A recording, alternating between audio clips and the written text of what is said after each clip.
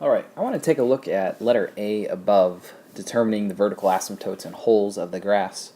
And I want to look at it through a little bit different lens than what we did in the example. So here's our function again. Another way to solve this is by factoring both the numerator and the denominator. So we're going to do that here.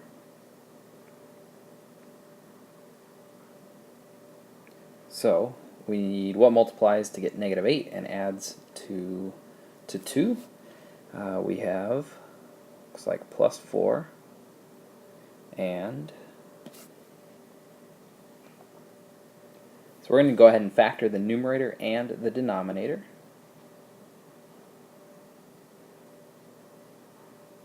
So we get x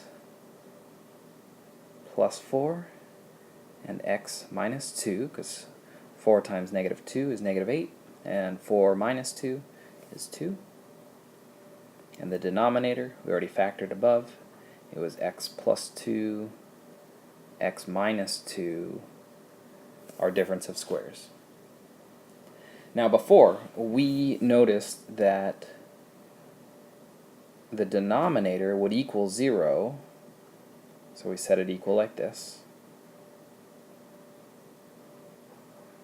So it equals 0 when x equals negative 2 or x equals positive 2. Now we determined by substitution that x equals negative 2 gave us our vertical asymptote, and x equals 2 gave us a hole.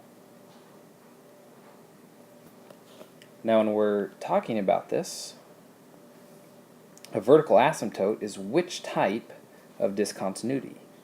Well, this is a non-removable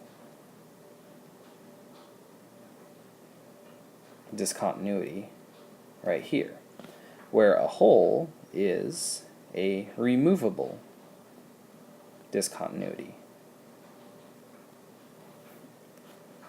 So let's go ahead and look up at our function again and see if we can determine why we can also use the words removable and non-removable when looking at our function.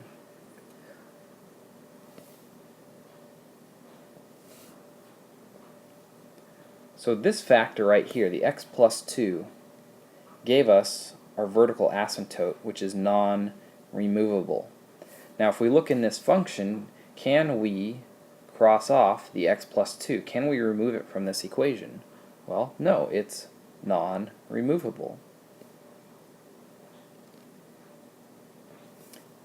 Now let's look at our second factor here, x minus 2.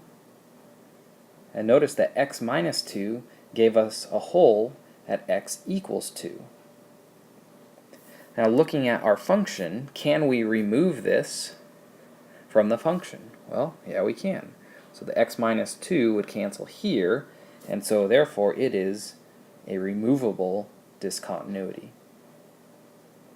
Okay, so you're going to get vertical asymptotes at the non-removable factors, and you're going to get holes at the removable factors. Alright, so it's just another way of finding the same thing.